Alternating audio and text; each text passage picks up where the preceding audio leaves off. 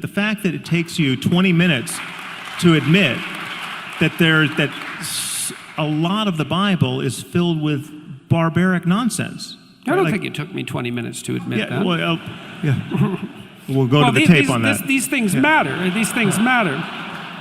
And I'm just saying, it's like you own look, it. If you're saying that there's a danger... If you're in a parish of 1, or in a parish of 1,000, or a parish of 100,000, but not in the parish that has anything in common with the Bible thumpers in my country who think that Jesus is very likely coming back in their lifetime because he never died, and he's going to judge the living and the dead, and there will be a resurrection and hellfire and all the rest. If that's not the game you're playing at all, own it.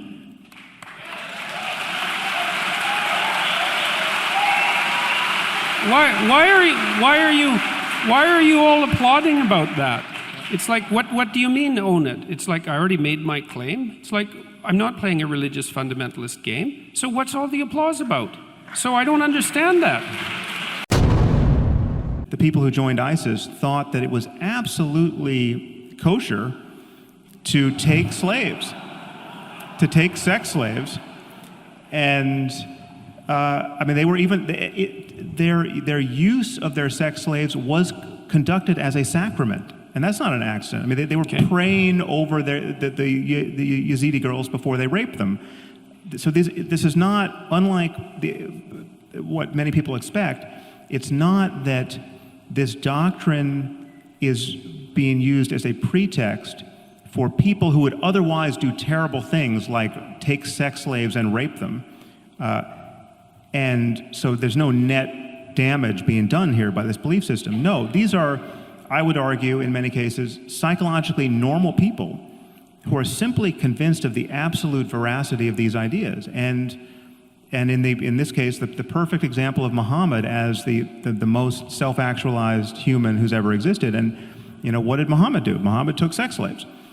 So then once you grant that, and this is where there's a tension between how we pursue the same goals. Like as we've just established, we have many of the same goals. But insofar as you make religion look palatable, insofar as you suggest to your audience that they can have their religious cake and eat it too, they can have their reason, they can have their respect for science, they can have a 21st century worldview, but they can also hold on to everything they love in Christianity or fear to lose. And it's undoubtedly mostly Christianity, but whatever, any religion. My concern is that it keeps us shackled to these Iron Age philosophies and these Iron Age conversations where we should be having a 21st century conversation about everything, ethics included. Okay. You want to end this on masturbation? I think we owe it to them, too. Okay. So, give me a little leash. The floor is yours. Okay, great. How did I end up here? All right. So here's the question. Let's just figure out if we can determine why God might care if you masturbate, right? So let's suppose that we have a story, a heuristic of some kind that stands in for something. And the story is God is watching. He sees you always. He doesn't want you masturbating, so don't you dare. What happens?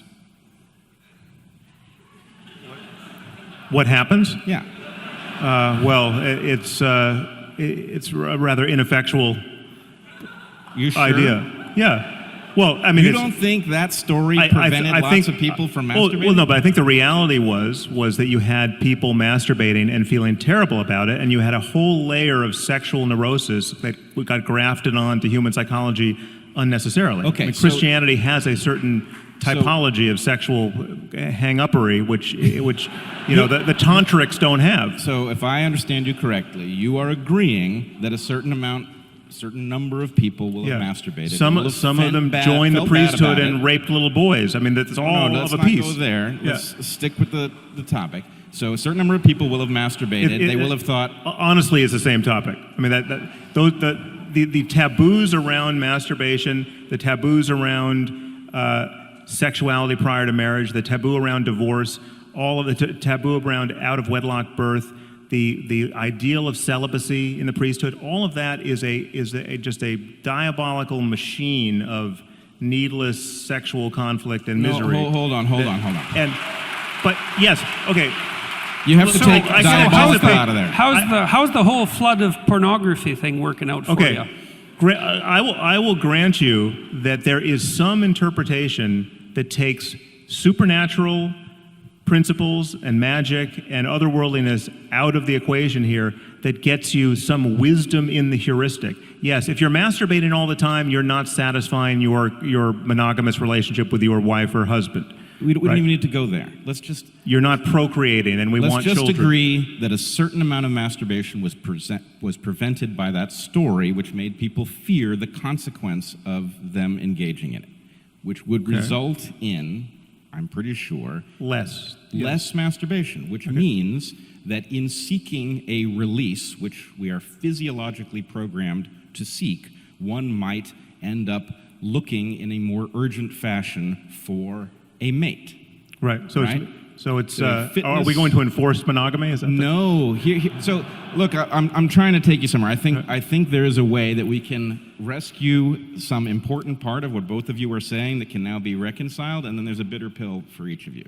I mean, that's just the way this looks to me. So if we can agree that this makes sense actually as a fitness-enhancing adaptation, that this story would result in people behaving in a way that might result in them marrying early, might result in them reproducing earlier than they would otherwise, right? Then we can understand it as mechanistic, and we can understand what you said, that, maybe God would care about whether or not people masturbate because God is a metaphor for some set of stories that gets you to behave in an adaptive fashion. And it would be much better, I think you would agree, if one of the 10 commandments had been, don't keep slaves. It's like slavery is condoned in the Bible, in both Testaments, and in the Quran.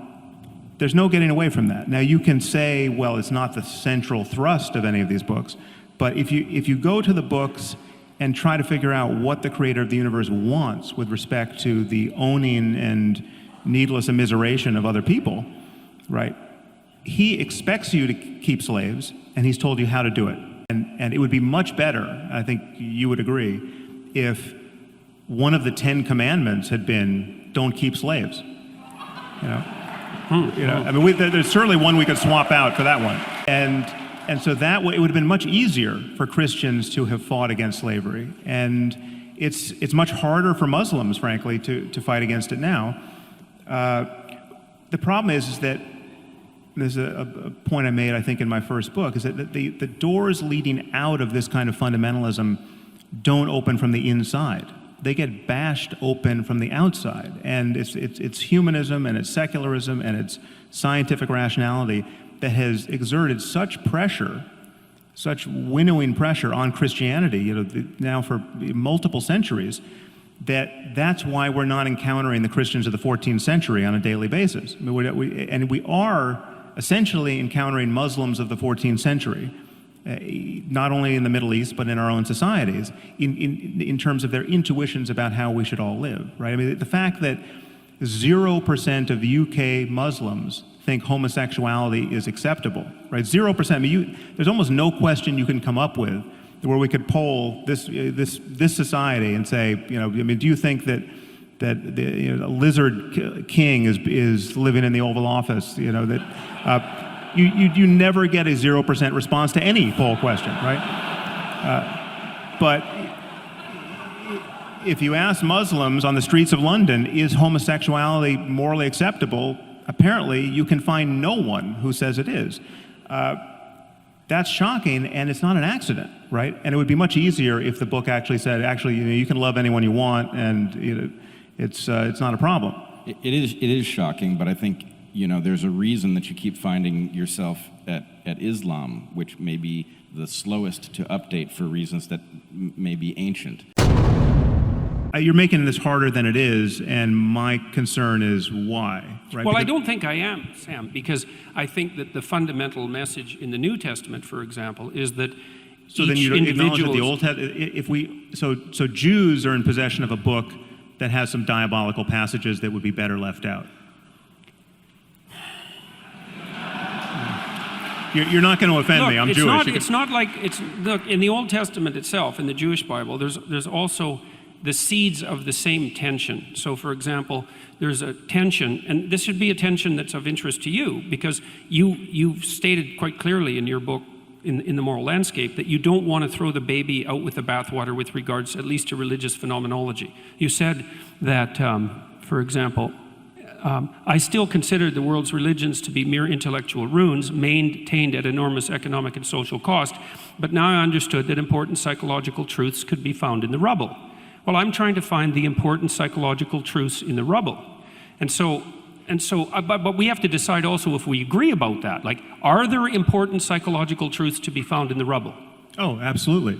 Okay, But the problem with Revelation, this notion of Revelation, this notion that some books weren't written by smart people, they were written by God, confines you to taking the whole text, even though this text was cobbled together over centuries, and for whole centuries, some books were in the New Testament and then they got thrown out centuries later, and some books weren't in and then got put in. So it's like, it's an all too human process that got us these books in the first place. But once they were set, the believers imagine that you're stuck with every passage. And there are passages in the Old Testament that tell you to stone a girl or a woman who's not a virgin on her wedding night, take her to her father's doorstep and stone her to death, right?